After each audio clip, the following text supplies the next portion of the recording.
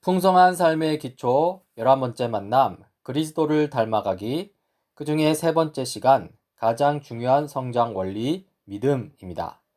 어떤 사람이 참된 제자인가 라는 질문에 대해서 교회에서 받는 어떤 훈련 과정을 마치고 다른 사람을 가르칠 수 있는 지식을 획득한 사람이라고 하는데요. 사실 부족한 대답입니다. 참된 제자는 교회 안에서만 어떤 성취를 이루어내는 사람이 아니라 삶의 모든 자리에서 예수님을 닮아가는 사람이라고 할 수 있습니다. 이렇게 참된 제자로 성장해가는 진정한 제자 훈련에서 가장 중요한 것은 무엇일까 했을 때 그것은 바로 믿음입니다. 이 믿음의 원리를 살펴보자면요. 먼저 성경적 믿음이란 무엇이냐 할 때 하나님이 우리를 위해서 행하시는 일을 전인격적으로 받아들이는 것이라고 할 수 있습니다. 천지창조, 출애굽 구속 사건, 예수 십자가 죽으심과 부활하심, 예수님의 다시 오심 등과 같이 하나님이 하시는 일들을 받아들이는 것이죠. 이러한 성경적 믿음은 믿음을 가진 자의 변화를 이끄는데요. 예수님을 닮겠다 하면서 겸손해야 돼, 온유해야 돼 라고 자신에게 끊임없이 되뇌며 사는 것하고는 사실 다릅니다. 예수님이 우리를 구원하시기 위해서 얼마나 놀라운 일을 행하셨는지를 이해하고 그것을 믿음으로써, 즉 전인격적으로 받아들임으로써 그 진리로 인해 우리 자신이 변화되는 것을 경험한다는 것이죠. 예수님이 하신 일을 믿음으로 받아들일 때 우리에게 일어나는 일들을 세 가지 정도로 생각할 수 있습니다.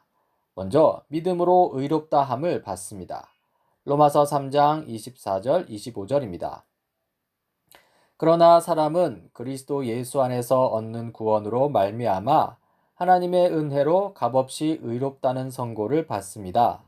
하나님께서는 이 예수를 속죄 제물로 내주셨습니다. 그것은 그의 피를 믿을 때 유효합니다.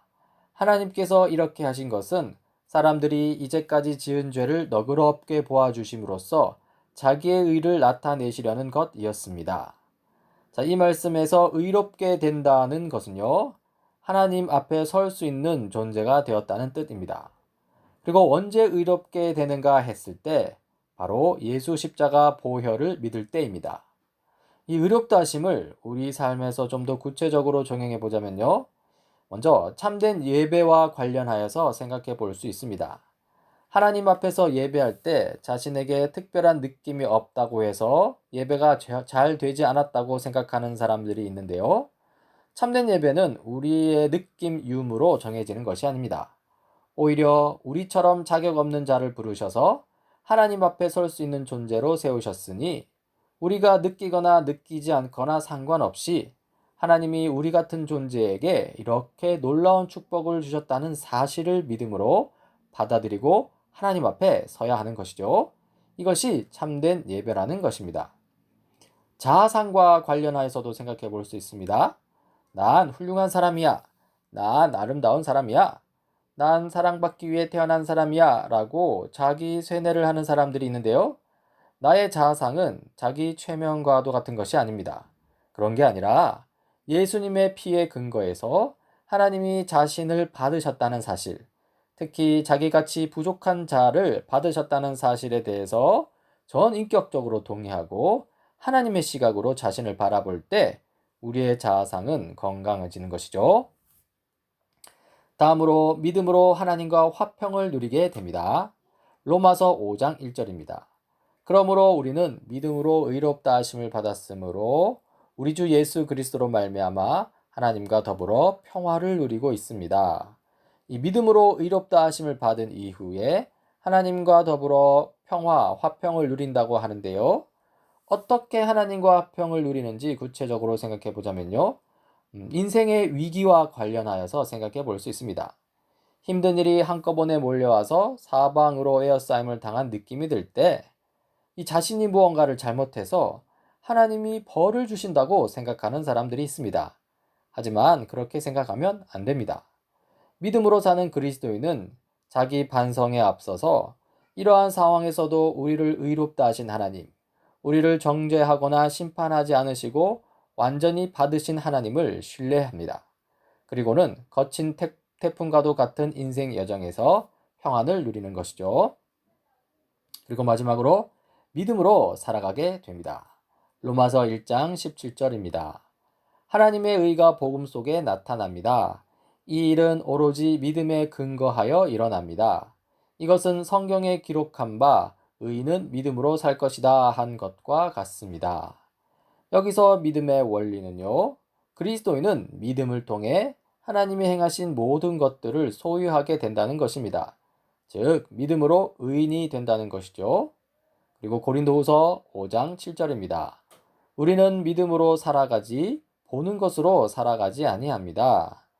여기서 삶의 원리는요, 그리스도인은 느끼는 대로 사는 것이 아니라 믿는 것으로 살아간다는 것입니다. 이 자기 중심성을 극대화시키는 우리 시대는 끊임없이 느낌을 강조합니다. 모든 것의 기준이 자기 자신이 되어서 자기 감정과 느낌에 따라 진리도 재단합니다. 자기가 느끼지 못하면 그것은 진리가 아니라고 합니다. 설교나 강의를 들을 때도 그런 느낌이 와야 합니다. 하지만 느낌과 감정은 그 순간의 컨디션에 따라 쉽게 조작될 수 있는 것입니다. 우리는 느끼는 대로 따라가지 않고 믿는 대로 살아가야 합니다. 내가 느끼는 것이 중요한 게 아니라 무엇을 믿느냐가 중요한 것이죠. 이러한 믿음에는 특징이 있습니다. 바로 행함이 있다는 것이죠. 데살로니가전서 1장 3절입니다. 또 우리는 하나님 우리 아버지 앞에서 여러분의 믿음의 행위와 사랑의 수고와 우리 주 예수 그리스도께 둔 소망을 굳게 지키는 인내를 언제나 기억하고 있습니다. 이 말씀에 따르면 참된 소망의 특징은 인내입니다. 사실 인내가 없으면 소망이 아니죠. 성경적인 소망은 반드시 인내로 나타나게 되어 있습니다. 그리고 참된 사랑의 특징은 수고입니다. 수고가 없는 사랑은 가짜입니다. 사랑한다고 말만 하는 것은 가짜이죠. 사랑에는 반드시 수고가 따릅니다. 그리고 참된 믿음의 특징은 바로 행위입니다. 믿음에는 행위가 있습니다. 우리가 무엇인가를 믿으면 그 믿음은 말로만 하는 고백이 아니라 행위로 반드시 나타나기 마련입니다. 야고보서 2장 17절인데요. 이와 같이 믿음의 행함이 따르지 않으면 그 자체만으로는 죽은 것입니다.